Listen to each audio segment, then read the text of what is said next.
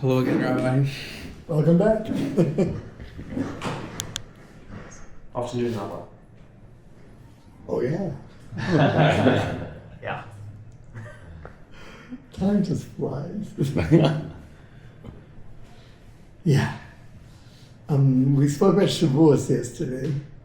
The whole idea of staying up all night and studying Torah. And the idea is not to study more Torah. The idea is an expression of love for Torah. We're staying up all night without Torah. The original custom was doing a dance throughout all the different parts of Torah. They're saying we're crazy about Torah. I think this is something that really has to be discussed, because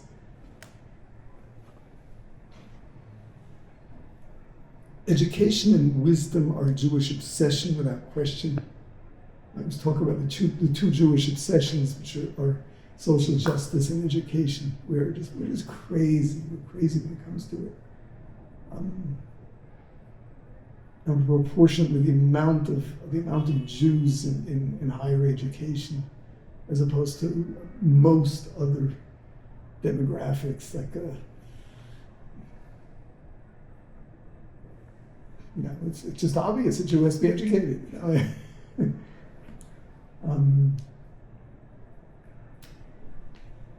Especially Torah and our greats, like Jewish leaders.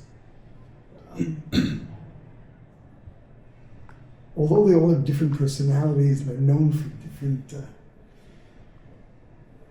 approaches, I mean, their personalities definitely shine through in terms of their approaches to Judaism and leadership. One thing they all seem to have in common, and that is they're just crazy about study. Hours and hours and hours of sleepless nights. Well, what is this? Okay, no, it's important to know. You got to know. But why the obsessiveness?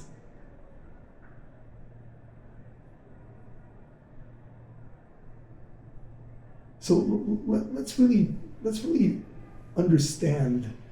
We always talk about Judaism, about connecting to God. That's a very nice poetic word. How are we connecting? What does it mean? What does it do? So the area where I would say in physical terms, connect to God most is in terms of wisdom. The study of Torah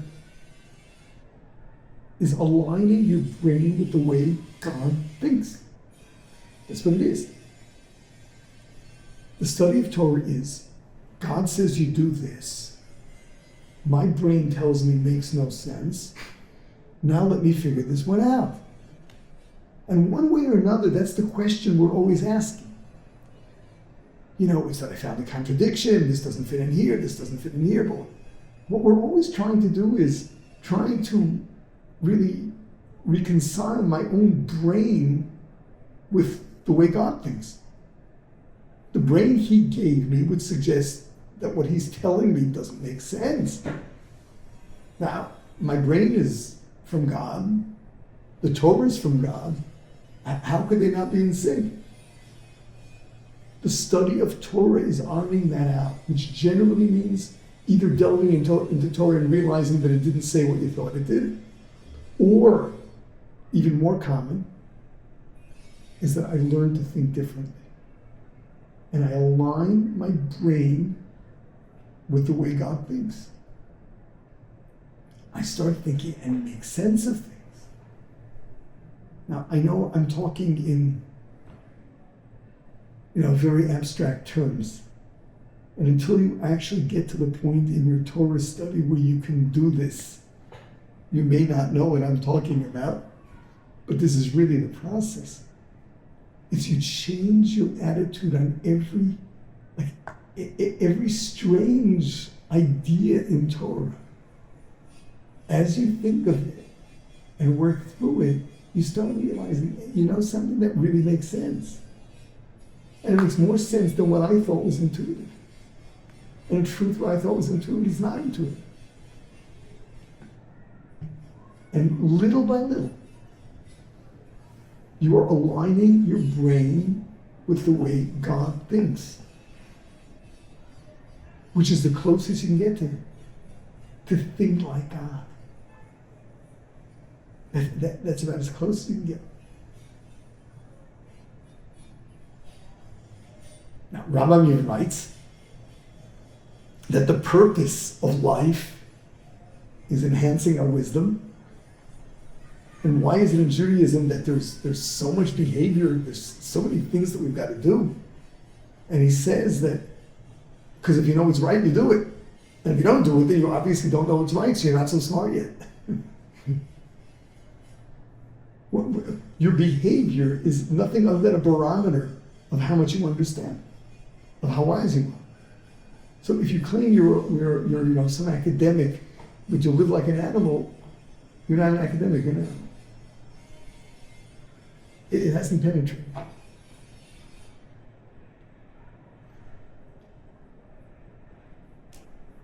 Yeah, to think like the Creator Himself.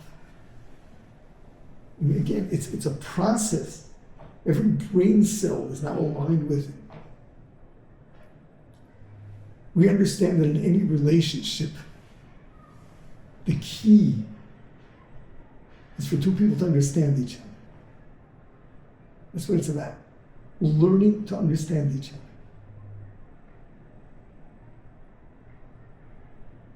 Learning to understand God is a relationship with Him. Learning to think like Him is a real relationship with Him. It takes a lot of work because Torah is vast and there's so many things in it that are strange. There's so many things that you have to work through. It's a lot of work. If you are obsessed with the need to think like Hashem, you're just craving an understanding of the way He thinks. Then you've got to learn to know Him.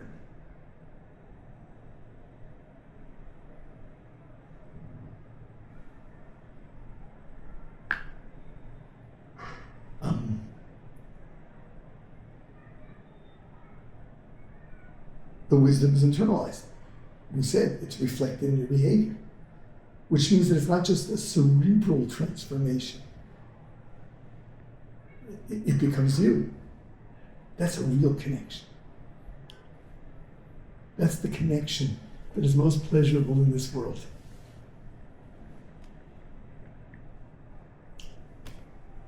That's an ability we got on Shavuos, and that's what we try to express every year in Shavuos, in staying up all night and studying.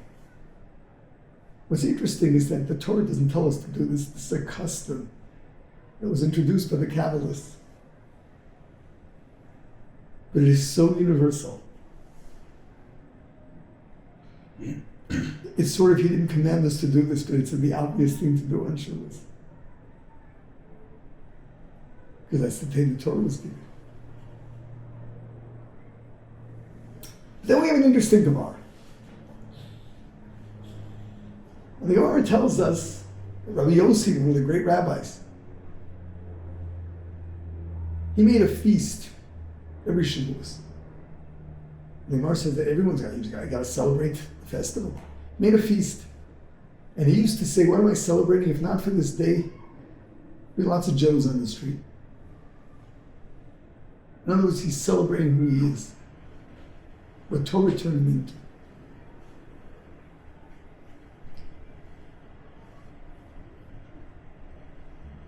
We've got to celebrate on Shavuos, not just study. And make sure you recognize what Torah has done in transforming you.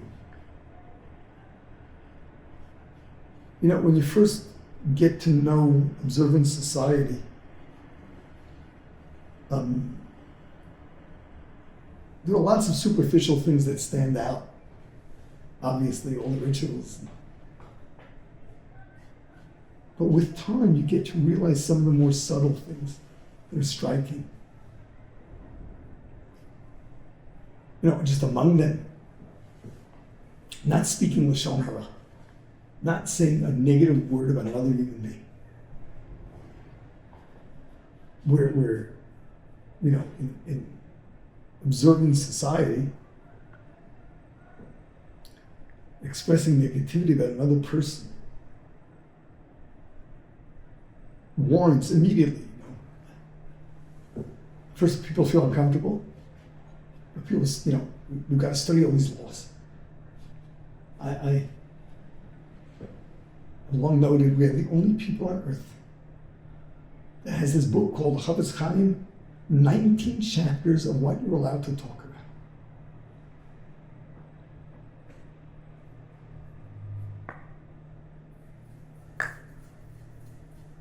There are so many subtle things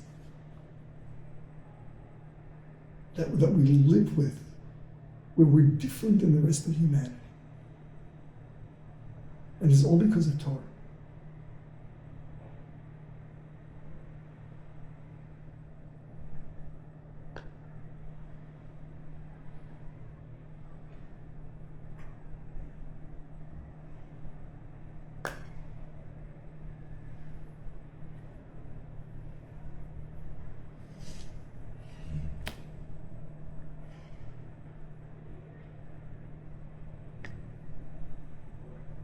A Torah Jew is different.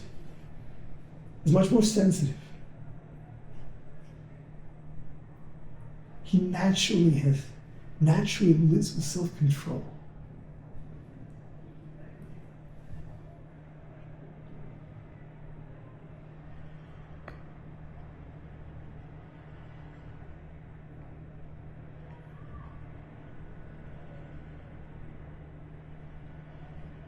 Let me share a funny story with you.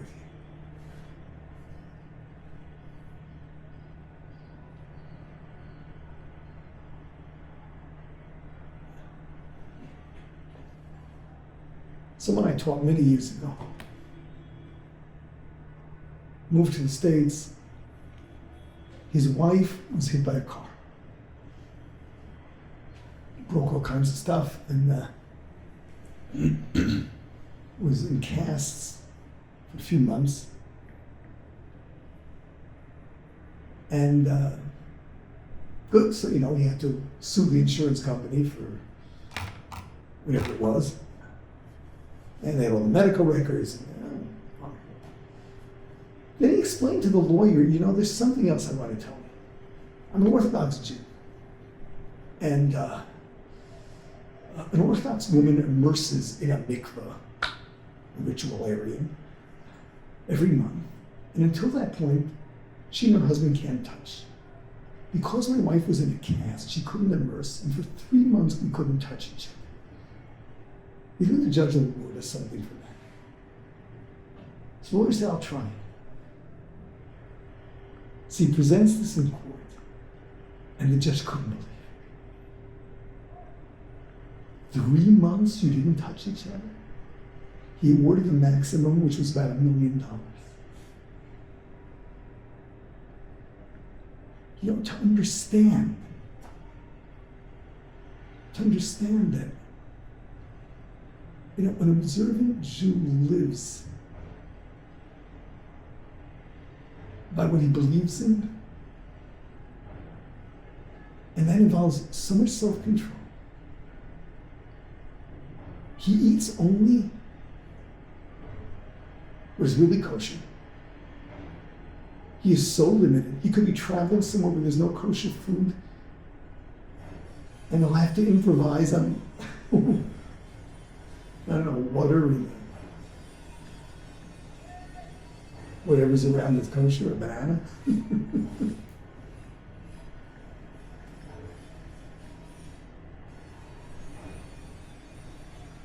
Where our wisdom, which is God's wisdom, is our reality.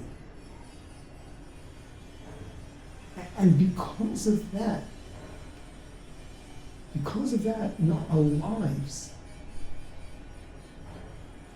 our lives are filled with, again, self-control, lots of thought, sensitivities, what we talk about, it's behavior in every way.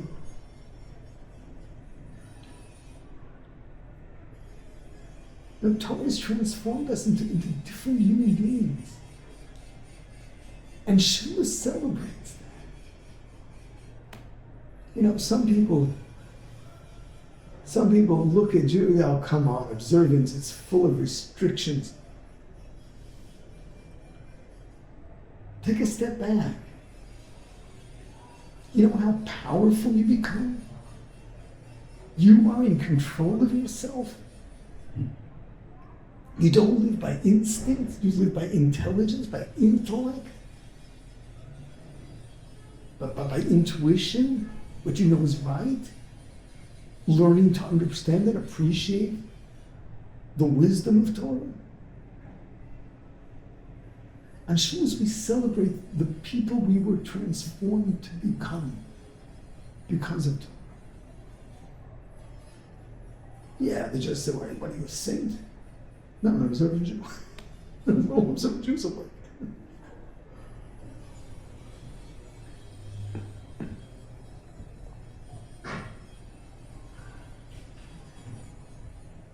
Fast days without cheating.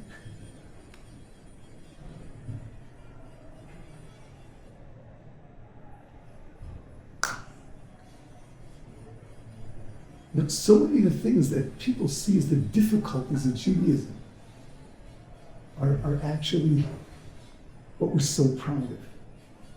Because we are elevated, we're bigger people as a result of it. That's what makes us who we are.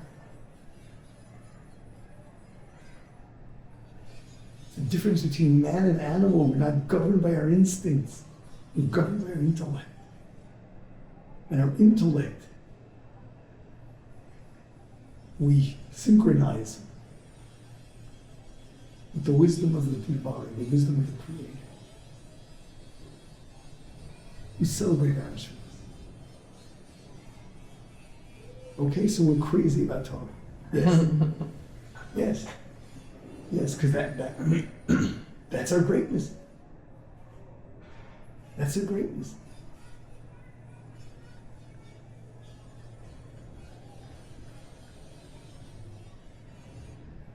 According to the Gemara, this should be the happiest day of the year. This is what it's all about. This is what makes us different from the rest of humanity.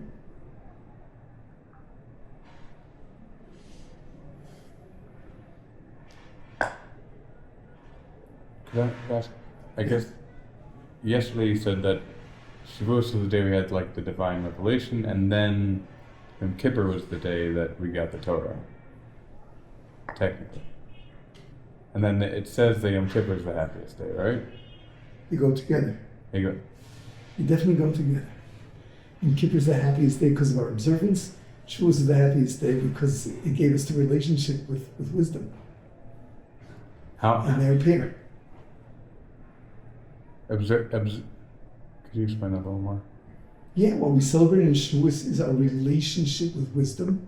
What we celebrate on Yom Kippur is the fact that we live by it. We commit ourselves to it.